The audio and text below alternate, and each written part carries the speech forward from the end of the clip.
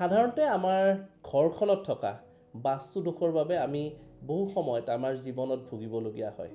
ঘৰখনৰ পৰা এই বাস্তু দোষ আঁতৰাবলৈ আজি এটা সৰু বাস্তু ৰেমেডি দিব বিচাৰিছোঁ।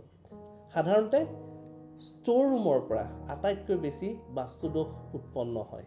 যদিহে সঠিকভাৱে এই ষ্ট'ৰ ৰুমটো সঠিক জেগাত নাথাকে, বাস্তু দোষ অহাটো এক প্ৰকাৰ নিশ্চিত, এক প্ৰকাৰ খাটাং।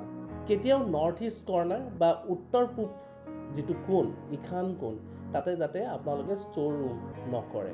দ্বিতীয়তে, চিৰিৰ তলত কেতিয়াও বস্তু ডুম লগাই নথব বা ষ্ট'ৰ নকৰিব বা সেইটো ষ্ট'ৰ ৰুম নকৰিব। মন্দিৰৰ ওচৰত আপোনালোকে গোসাঁই ঘৰৰ ওচৰত লাগি থকা ৱালখনত কেতিয়াও ষ্ট'ৰ ৰুম নকৰিব।